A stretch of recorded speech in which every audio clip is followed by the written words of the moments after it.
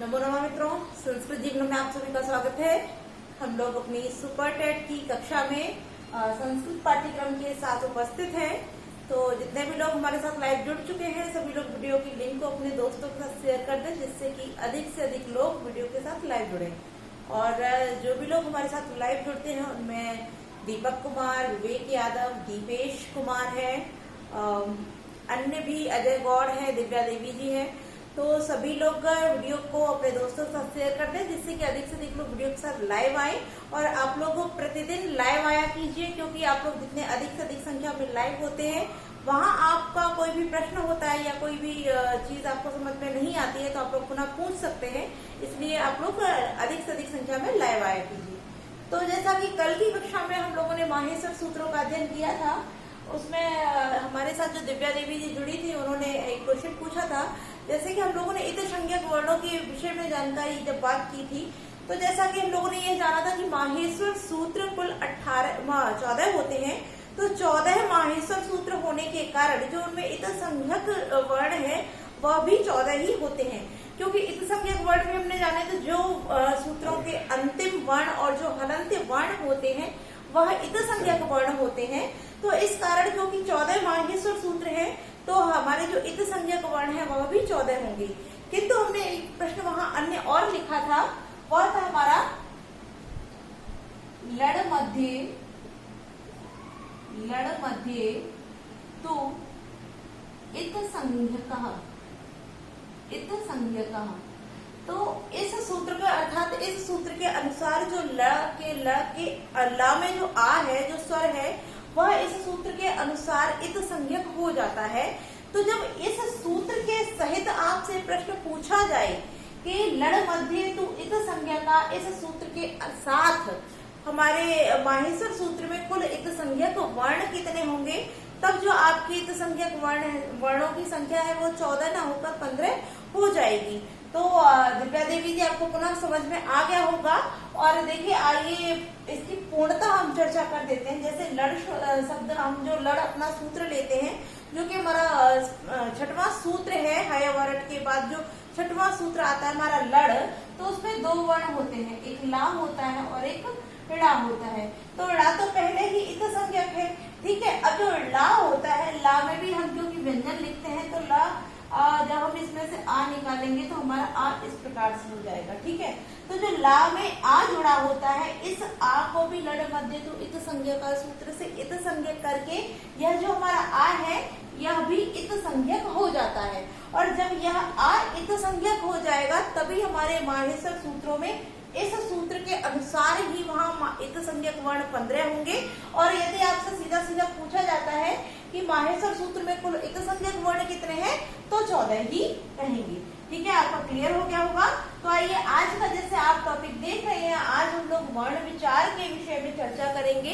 क्योंकि माहेश्वर सूत्र में हम लोगों ने अध्ययन कर लिया था कि माहेश्वर सूत्र जो हमारे 14 होते हैं, और माहेश्वर सूत्र में हमारा जो वर्ण है वो स्वर भी होते हैं और व्यंजन भी होते हैं। तो वर्ण विचार में अर्थात स्वर कौन से होते हैं, व्यंजन कौन से होते हैं, स्वर किसको कहते हैं, व्यंजन किसको कहते हैं, स्वरों के भेद कितने हैं और व्यंजन के भेद कितने हैं, तो इसके विषय में भी चर्चा करते हैं। तो जैसा कि सबसे पहले आप देख रहे हैं वर्ण विचार। तो वर्ण क्या होते हैं, ठीक है।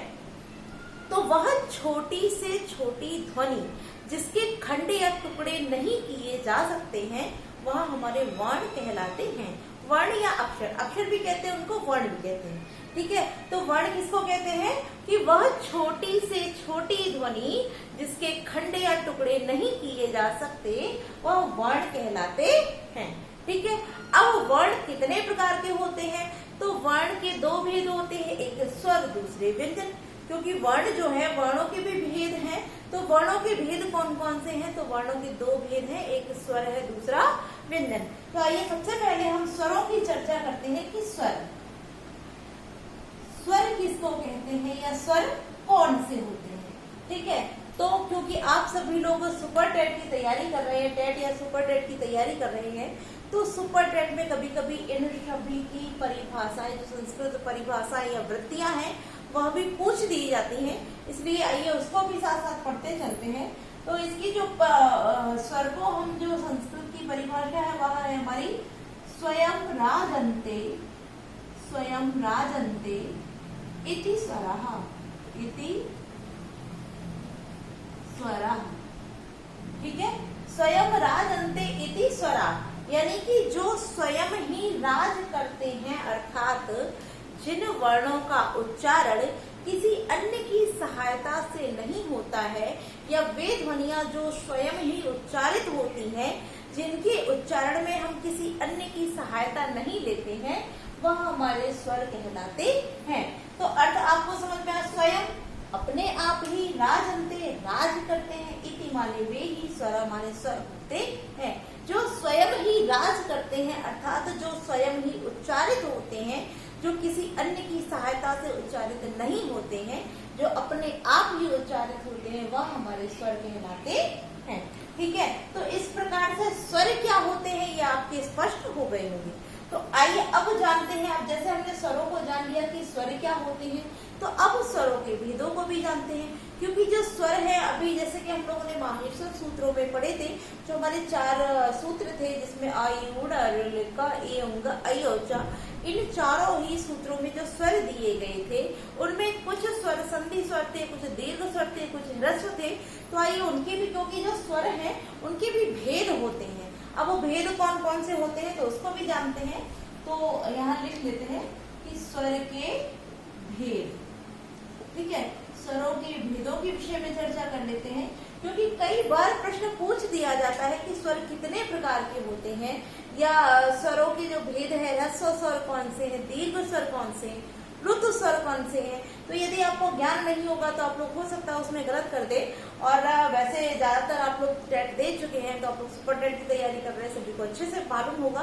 किंतु फिर भी होता है, कभी कभी दिमाग से निकल जाता है, या जो नए छात्र हैं, जो नए स्टूडेंट हैं, जो तैयारी कर रहे हैं, जिनको नहीं ज्ञात है, तो उन सभी के लिए आइए हम लोग चर्चा कर लेते हैं। तो स्वर के भेद, स्वर के कितने भेद हैं? तो स्वरों के मुख्य 3 भेद होते हैं। कितने भेद होते हैं? 3 भेद। अब यह 3 भेद कौन कौन से आता है, आइए उसको भी जानते हैं। तो सबसे पहले हमारा जो भेद है वह है ह्रस्व, ह्रस्व स्वर। ठीक है, अब ह्रस्व स्वर, ह्रस्व स्वर कौन से होते हैं? तो सबसे पहले ह्रस्व को जानते हैं।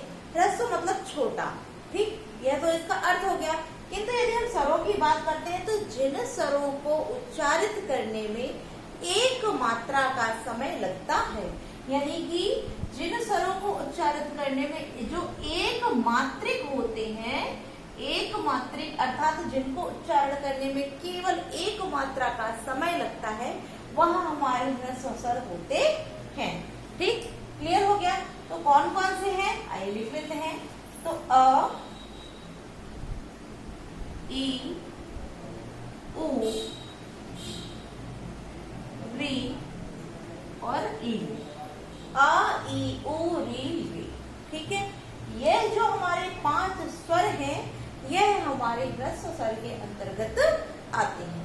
ठीक है, क्योंकि आप इनको उच्चारित करके देखिए, अ, ई, उ, री, री, यानी कि एक मात्रा का समय लगता है, और एक मात्रा के समय में ही यह सभी स्वर हमारे उच्चारित हो जाते हैं। तो जब एक मात्रा का समय लग रहा है इन स्वरों को उच्चारित करने में, तो यह ह्रस्व स्वर हो गई।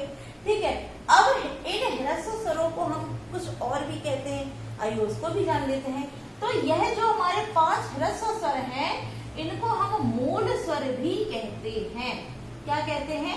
मूल स्वर। अर्थात संस्कृत में अ, ई, उ, री, ल, इन 5 स्वरों को हम ह्रस्व स्वर के साथ साथ मूल स्वर भी कहते हैं। क्योंकि अन्य जो हमारे स्वर है, चाहे वो दीर्घ स्वर हो, चाहे संयुक्त स्वर हो, चाहे प्लुत हो, वह सभी हमारे इन स्वरों के मिश्रण से ही उत्पन्न, अर्थात इन सभी स्वरों से ही उत्पन्न होते हैं। ठीक है, अब क्योंकि इन्हीं से उत्पन्न हो रहे हैं, तो जो मूल अर्थात जो जड़ है, जिससे अन्य चीजें उत्पन्न होती हैं, वही हमारे मूल स्वर भी कहलाती हैं। ठीक है, तो आप लोगों को 2 प्रश्न यहाँ से हो गए। ह्रस्व स्वर कौन कौन से? तो आ, ई, उ, री, रे, यह हमारे ह्रस्व स्वर है। ह्रस्व स्वरों की संख्या कितनी है? तो ह्रस्व स्वरों की संख्या 5 है। और ह्रस्व स्वरों को अन्य क्या कहते हैं, या हमारे मूल स्वरों की कुल संख्या कितनी है? तो 5 ही, संस्कृत में कुल 5 ही हमारे मूल स्वरों की संख्या होती है। ठीक है, तो इस प्रकार से हमारे स्वरों की चर्चा हो गई। अब कौन से? ह्रस्व स्वरों की। ठीक, अब क्योंकि यहाँ 3 भेद बताए गए हैं तो दूसरा भेद कौन सा है? तो आइए उसको भी जानते हैं। दूसरा भेद है दीर्घ स्वर। ठीक है, दीर्घ स्वर। दीर्घ से तात्पर्य जिन स्वरों को उच्चारित करने में 2 मात्राओं का समय लगता है, अर्थात जिनको उच्चारित करने में हम 2 मात्राओं का समय लेंगे उनको हम दीर्घ स्वर कहते हैं। उनको हम क्या कहते हैं? दीर्घ स्वर। यहाँ लिख देते हैं मूल स्वर और कितना समय लग रहा है? तो 1 मात्रिक। ठीक है, जो हमारे ह्रस्व स्वर है यह 1 मात्रिक होते हैं। ठीक, अब दीर्घ स्वर जाना, तो जिनको उच्चारित करने में 2 मात्राओं का समय लगता है वह हमारे दीर्घ स्वर कहलाते हैं। अर्थात एक स्वर को उच्चारित, जो ह्रस्व स्वर है इससे उच्चारित करने से जिसमें दुगना समय लगता है वही हमारे दीर्घ स्वर होते हैं। आइए उसको भी जानते हैं। तो दीर्घ स्वर कौन कौन से हैं? आ, ई, उ, री। अब जो कि रे हमारा है ये इसका दीर्घ नहीं होता है। ठीक है, इसका दीर्घ नहीं होता है, इस कारण ये सदैव ह्रस्व रहता है, दीर्घ नहीं होता है। तो जब दीर्घ नहीं है तो यह दीर्घ में आएगा भी नहीं। ठीक, अब यह तो हमारे मूल स्वरों से ही जो 4 दीर्घ बने हैं। इसके अतिरिक्त दीर्घ कौन से हैं?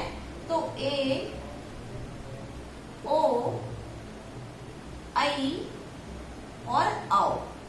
ये हमारे जो 8 है, यह हमारे 8 दीर्घ स्वर होते हैं। आप उच्चारित करके भी देखिए, आपको इन सभी स्वरों से दुगना समय इनको उच्चारित करने में लग रहा होगा। देखिए, अ, आ, ई, उ, री, आई, ए, ओ, आई, औ। ठीक है, तो इनको उच्चारित करने में 2 मात्राओं का समय लगता है, इस कारण यह सभी स्वर हमारे दीर्घ स्वर कहलाते हैं। और यहाँ लिखते चलते ये कितने हैं? ये 2 मात्रिक हैं। ठीक है, कितने हैं? ये 2 मात्रिक हैं। अब हमारा जो तीसरा भेद है वह कौन सा है? तो तीसरा जो हमारा भेद है वह है प्लुत स्वर। कौन सा है? प्लुत स्वर। तो प्लुत स्वर कौन से होते हैं इसको भी जानते हैं। तो जिनके उच्चारण में 1 ह्रस्व और 1 दीर्घ, अर्थात यानी कि 3 मात्राओं का समय लगता है। 1 ह्रस्व और 1 दीर्घ, तात्पर्य 1 ह्रस्व की 1 मात्रा, 1 दीर्घ की 2 मात्राएं, तो कितनी हो गई? कुल 3। तो जिन स्वरों को उच्चारित करने में 3 मात्राओं का समय लगता है वे स्वर हमारे प्लुत स्वर कहलाते हैं। ठीक है, कैसे कहलाते हैं? प्लुत स्वर कहलाते हैं। पुनः सुन लीजिए, जिन स्वरों को उच्चारित करने में 1 ह्रस्व, 2, 1 दीर्घ, अर्थात 3 मात्राओं का समय लगता है वह स्वर हमारे प्लुत स्वर कहलाते हैं। क्लियर हो गया होगा? तो ये इसका उदाहरण भी देख लेते हैं। तो जैसे हम बोलते हैं ओम। ठीक है, तो यह जो हमारा ओम है यह हमारा प्लुत के अंतर्गत आ जाता है। दूसरा, यदि हम किसी को दूर से आवाज देकर बुलाते हैं, जैसे कि जब प्रग्रह संज्ञा पढ़ते हैं और उसमें प्लुत और प्रग्रह संज्ञा पढ़ते हैं तो उसमें भी प्लुत जो आता है वह भी क्या होता है? उसका जो सूत्र आपने शायद पढ़ा हो, दूरात धूते, अर्थात जब हम किसी को दूर से बुलाते हैं, अधूत करते हैं, बुलाते हैं उसको, तो आप बुला के देखिए, जब किसी को दूर से आवाज देते हैं, ए राम इधर आओ, तो उसमें क्या होता है? जो शब्द होता है राम, तो उसका जो रा के बाद जो आ है उसको हम क्या करते हैं? देर तक खींचते हैं, लंबा खींचते हैं। तो जहां पर भी हम किसी को दूर से आवाज देते हैं या जिस स्वर का हम दूर तक खिंचाव करते हैं, देर तक बोलते हैं, तो वह सभी हमारे प्लुत स्वरों के अंतर्गत आ जाते हैं। ठीक है, क्लियर हो गया होगा? जो 3 मात्रिक होता है या 3 से अधिक, जैसे कि हम किसी को दूर से आवाज देते समय हम किसी को बुलाते हैं तो उसमें हम कई मात्राओं का समय ले लेते हैं, तो वहां पर भी हमारे प्लुत स्वर हो जाते हैं। ठीक है, अब यहाँ ये कितने मात्रिक होते हैं तो इसको भी लिख लेते हैं। यहाँ भी हमारे त्रिमात्रिक, कितने? 3 मात्रिक होते हैं। क्लियर हो गया? ह्रस्व स्वर 1 मात्रिक, दीर्घ स्वर 2 मात्रिक, प्लुत स्वर 3 मात्रिक। तो यह तो है हमारे स्वरों के भेद। अब क्योंकि स्वरों के 3 ही मुख्य भेद होते हैं तो यह तो हमारे 3 भेद हो गए। किंतु जैसे कि अगर हम बात करें तो कुछ हमारे संयुक्त स्वर भी होते हैं। ठीक ठीक है। तो कुछ हमारे संयुक्त स्वर भी होते हैं, तो मुख्य तो हमारे यही 3 भेद हैं, किंतु चलिए उसकी भी चर्चा कर लेते हैं। हो सकता है प्रश्न आपसे इन तीनों से ना पूछ के सुपर डेट में आपसे संयुक्त स्वर पूछ दे, तब आप कंफ्यूज हो जाएंगे, मैम ने तो हमें बताया नहीं था कि संयुक्त स्वर कौन से होते हैं, तो उसके विषय में भी चर्चा करते हैं। किंतु यदि स्वरों के भेद के विषय में जाने तब स्वरों के कुल 3 भेद ही होते हैं, ठीक है। आइए उसकी भी चर्चा कर लेते हैं। आप इसका भी स्क्रीनशॉट लेते चलिए, किंतु वह इसके भेदों के अंतर्गत नहीं आएगा, उसका अलग से भेद है, तो उसको यहाँ लिख लेते हैं हम संयुक्त स्वर, ठीक है, संयुक्त स्वर। अब संयुक्त स्वर, यहाँ संयुक्त से ही आप अर्थ निकाल रहे हो संयुक्त, जो स्वर 2 स्वरों के मेल से बनता है वह संयुक्त स्वर कहलाता है। अर्थात जो कोई भी स्वर जो 2 स्वरों के मेल से निष्पत्त होता है, निष्पन्न होता है, बनता है, वह स्वर हमारा संयुक्त स्वर कहलाता है। तो अब संयुक्त स्वर हमारे कौन कौन से हैं, तो ए, ओ, आई और औ, यह 4 जो है यह हमारे संयुक्त स्वर कहलाते हैं। इनका दूसरा नाम भी है, इनको अन्य नाम से भी जानते हैं हम, इनको संध्य स्वर भी कहते हैं। क्या कहते हैं? संध्य स्वर। अर्थात ए, ओ, ऐ, औ को हम संयुक्त स्वर और संयुक्त स्वरों के साथ साथ संध्य स्वर दोनों ही नामों से जानते हैं। हो सकता है कि परीक्षा में संयुक्त स्वर न देकर संध्य स्वर दे दे, तो इसके दोनों ही नामों के विषय में भी जानते चलते हैं कि हम ए, ओ, ऐ, औ इनको संयुक्त स्वर भी कहते हैं और संध्य स्वर भी कहते हैं। अब किस प्रकार से कहते हैं, तो इसके विषय में भी चर्चा करें। जैसे आप एक ही बात करते हैं, जब हम संधियां पढ़ते हैं तो उसमें देखते हैं कि आ और ई, आ और ई, इन दोनों को जब हम जोड़ते हैं तो हमारा क्या होता है? ए निष्पन्न होता है। आ धन ई बराबर ए बनता है और आ धन ओ बराबर हमारा ओ बनता है, ठीक। तो यह जो हमारे हैं आ और ई, 2 स्वर मिले, संयुक्त हुए, जुड़े, तब यहाँ दूसरा शब्द हमारा निष्पन्न हुआ। अर्थात दोनों ही अलग अलग स्वरों के मिलने से एक तीसरा ही स्वर निष्पन्न हो रहा है। इस कारण यह हमारे चारों जो स्वर है वह संयुक्त स्वर या संयुक्त संध्य स्वर हो जाते हैं, ठीक है। अब दीर्घ तो आप जानते ही हैं कि आ के साथ यदि ए करेंगे तो ऐ हो जाएगा, आ के साथ ओ करेंगे तो औ हो जाएगा, ठीक है। तो इस प्रकार से यह हमारे 4 संयुक्त स्वर हैं जिनको संध्य स्वर भी कहते हैं। 5 हमारे ह्रस्व स्वर हैं, 8 हमारे दीर्घ स्वर हैं और हमारा ओम होता है। अब जैसे कि हम लोगों ने यहाँ आप लोग स्क्रीनशॉट ले लीजिए, जिससे कि या फिर नोट्स बनाते चलिए तो बहुत ही अच्छी बात है, वरना स्क्रीनशॉट भी ले लीजिए, ठीक है।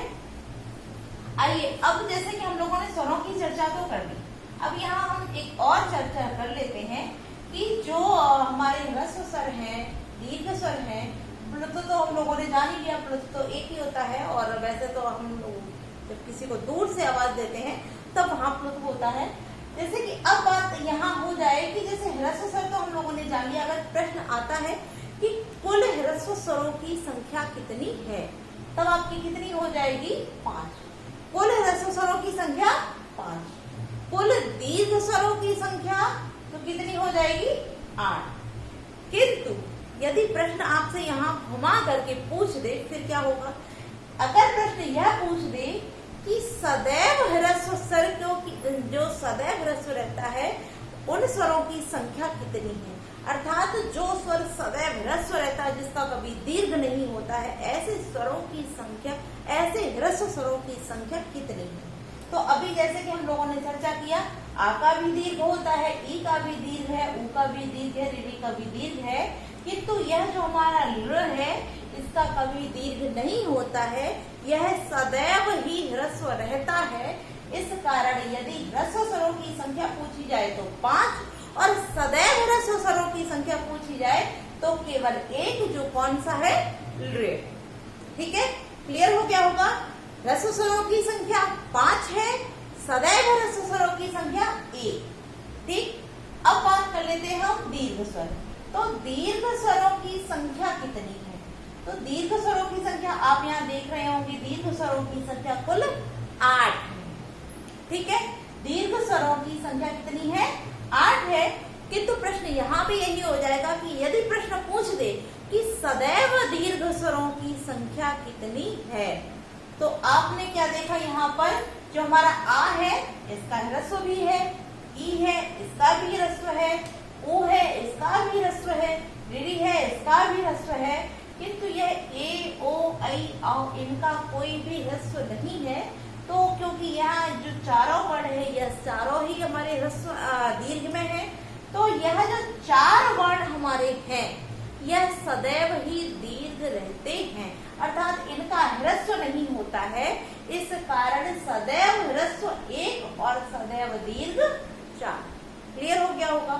ठीक है, ह्रस्व स्वरों की संख्या 5, सदैव ह्रस्व स्वरों की संख्या 1, दीर्घ स्वरों की संख्या 8 और सदैव दीर्घ स्वरों की संख्या 4।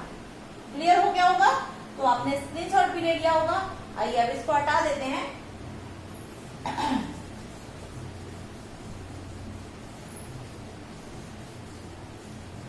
अब इसको हम हटा देते हैं और अब हम चर्चा करते हैं आगे इन स्वरों के भी भेद की, जो कि आ, ई, उ, री, ऋ हम लोगों ने इन सभी स्वरों के विषय में चर्चा कर ली है। अब इन स्वरों के भी चर्चा कर लेते हैं। जैसे कि हमने अभी जाना हमारे स्वर अ, ई, उ, री, ऋ, ए, ओ, आई और औ। ठीक, यह हमारे कुल 9 स्वर माहेश्वर सूत्रों के अंतर्गत वर्णित हैं। इनमें से कुछ स्वर हमारे दीर्घ है, कुछ ह्रस्व है और कुछ सदैव दीर्घ, कुछ सदैव ह्रस्व होते हैं। तो अब इनके भी भेदों के विषय में हम चर्चा करते चलते हैं कि यहाँ जो हमारे वर्ण स्वर दिए गए हैं इनके कितने कितने भेद होते हैं। तो यदि हम अ वर्ण की बात करें तो इस अ, ई, उ, री इन 4 वर्णों की बात करते हैं। तो इस अ, ई, उ, री और इन चारों वर्णों का ह्रस्व भी होता है, दीर्घ भी होता है और प्लुत भी होता है। यानी कि अ, ई, उ, री यह जो 4 वर्ण है हमारे, इनके दीर्घ भी हैं, ह्रस्व भी है और प्लुत भी होते हैं। और इनके तीनों भेद अर्थात ह्रस्व, दीर्घ, प्लुत होने के कारण इनके कुल कितने कितने भेद होते हैं? तो इन चारों के जो भेद हैं वह कुल 18 भेद होते हैं। कितने कितने भेद होते हैं? कुल 18 भेद होते हैं। अब यहाँ जो लिखा हुआ नृ, इसका कभी भी दीर्घ नहीं होता है। तो दीर्घ न होने के कारण इसका ह्रस्व और प्लुत भेद होने के कारण जो हमारा भेद रह जाएगा वो कितना हो जाएगा? 12। अर्थात इसके कुल 12 ही भेद होते हैं। इसी प्रकार से यह जो ए, ओ, ऐ, औ हमारे 4 वर्ण यह जो सदैव दीर्घ रहते हैं, इनका कभी ह्रस्व नहीं होता है। तो इनके ह्रस्व के अभाव होने के कारण अर्थात इनका ह्रस्व नहीं है, तो इनके भी कुल कितने कितने भेद होंगे? इनके भी कुल 12 भेद ही होते हैं। ठीक है, इनके भी कितने भेद होते हैं? इनके भी कुल 12 ही भेद होते हैं। तो हमारे जो अर्थात चलिए पुनः देख लेते हैं आगे कितने भेद होते हैं। अर्थात 18 होते हैं। क्यों होते हैं?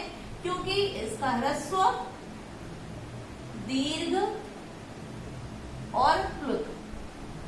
ठीक है, आ का ह्रस्व भी होता है, दीर्घ भी होता है और प्लुत भी होता है। ई का क्या है? ई का भी ह्रस्व है, दीर्घ है, प्लुत है। और उ इसका भी ह्रस्व होता है, दीर्घ होता है, प्लुत होता है। री का भी ह्रस्व है, दीर्घ है, प्लुत होता है। तो इस कारण से यह जो है हमारे इन चारों के ह्रस्व, दीर्घ, प्लुत तीनों होने के कारण इनके कुल 18 भेद होते हैं। री का क्या होता है? री का ह्रस्व होता है और प्लुत होता है, दीर्घ नहीं होता है। तो जब दीर्घ नहीं है, ह्रस्व है और प्लुत है, इस कारण इसके 12 भेद होते हैं। इसी प्रकार से यदि ए की बात करते हैं, ऐ की बात करते हैं, ओ की बात करते हैं, औ की बात करते हैं, तो इनके ह्रस्व नहीं होते हैं। इनके क्या होते हैं? दीर्घ और प्लुत के भेद होते हैं। अर्थात दीर्घ और प्लुत होने के कारण इनके भी कुल 12 भेद ही होते हैं। क्लियर हो गया होगा। अब जैसा कि आप सभी समझ रहे होंगे कि ह्रस्व दीर्घ प्लुत होने के कारण ही अब ह्रस्व में भी जैसे अनुनासिक अनुनासिक अनुनासिक अनुनासिक इस प्रकार से जो भेद होते हैं, इस तरीके से यहाँ पर जैसे ह्रस्व की हम बात करते हैं तो आके जब ह्रस्व करते हैं तब इसका अनुनासिक अनुनासिक इस प्रकार से इसके जब भेद करते चले जाएंगे तब हमारा 18 भेद इसमें हो जाते हैं। ठीक है, क्लियर हो गया होगा।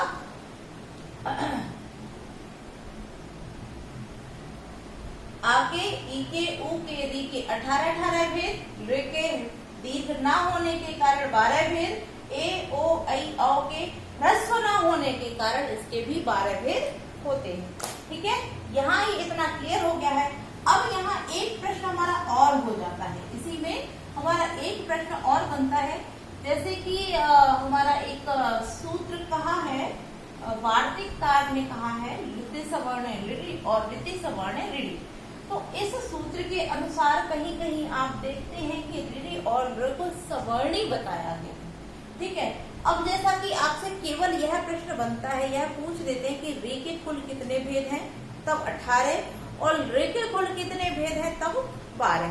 ठीक है, किंतु यहाँ प्रश्न यदि पूछ देते हैं कि रे के सवर्णी होने पर, रे के सवर्णी होने पर कुल कितने भेद होते हैं, कुल कितने भेद होते हैं। ठीक है, आप समझ गए होंगे कि री के सवर्णी होने पर, यहाँ ऋणी भी पूछ सकता है, री भी पूछ सकता है, आप कोई सा भी वर्ण लिख सकते हैं कि री के सवर्णी होने पर उसके कुल कितने भेद होते हैं, या री के सवर्णी होने पर उसके कुल कितने भेद होते हैं। यदि आपसे सीधा सीधा पूछता है कि र के कितने भेद हैं, र के कितने भेद हैं। ठीक है, यहाँ प्रश्न देखिए, दोनों में थोड़ा सा ही अंतर है। चलिए इसको भी पूरा कर लेते हैं। ठीक है, यहाँ पर आपने देखा थोड़ा सा ही भेद है, रे के सवर्णी होने पर और रे के कितने भेद है। यहाँ भी लिखा हुआ है कितने भेद हैं और यहाँ भी लिखा है कितने भेद है, किंतु एक शब्द का अंतर है, किसका, कि सवर्णी होने पर। ठीक है, यदि आपसे सीधे सीधे प्रश्न पूछता है कि री के कितने भेद हैं या रे के कितने भेद हैं, तब यदि रे के पूछेगा रे के कितने भेद है तो कितना हो जाएगा, 12। और यही अगर पूछ देता है कि री के कितने भेद हैं तब कितना हो जाएगा, 18।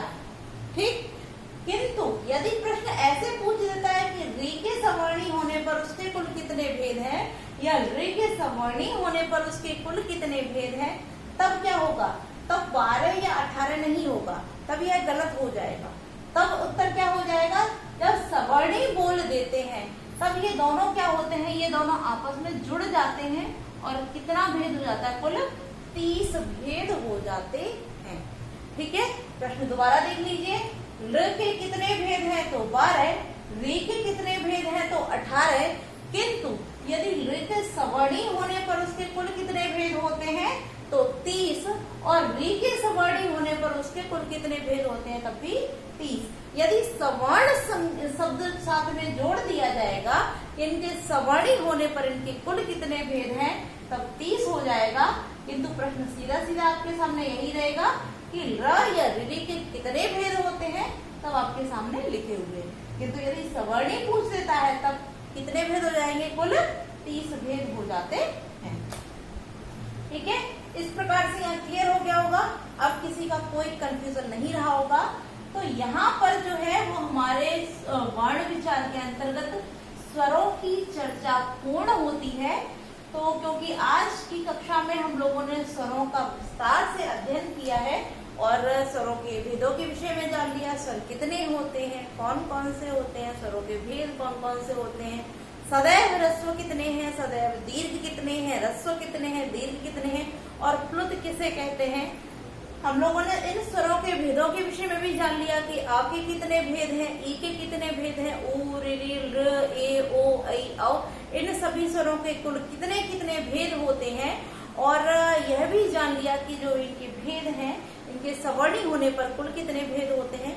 तो क्योंकि स्वरों से जहाँ प्रश्न बन सकते थे वहां हमने सभी पक्ष उनके देख लिए। जो भी महत्वपूर्ण प्रश्न बन सकते हैं उन सभी महत्वपूर्ण प्रश्नों की चर्चा कर ली है।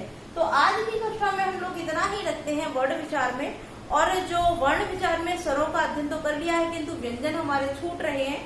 तो कल की कक्षा में हम लोग वर्ण विचार में व्यंजन वर्ण जो हमारे उनकी चर्चा कर लेंगे। और आगे की कक्षा में हम लोग जो हमारे उच्चारण स्थान है, प्रश्न है, अर्थात आपके सुपर टेट में जो भी महत्वपूर्ण प्रश्न पूछे जाते हैं, क्योंकि आप सुपर टेट की बात करते हैं तो उसमें जैसा कि हम लोगों ने पाठ्यक्रम का अध्ययन कर लिया है, तो जितने भी हमारे व्याकरण के टॉपिक है, प्रत्येक टॉपिक से आपको एक या दो प्रश्न, दो नहीं तो एक प्रश्न तो अवश्य ही देखने को मिल सकता है। इसलिए आप प्रत्येक टॉपिक के साथ लाइव जुड़े और वीडियो की लिंक को अपने दोस्तों के साथ शेयर करें। तो आज की कक्षा कैसी लगी आप लोग कमेंट करके अवश्य बताएं। कल की कक्षा में वर्ण विचार के जो व्यंजन बचे हुए हैं उनके हम अध्ययन करेंगे। तो आज के लिए इतना ही। नमो नमः।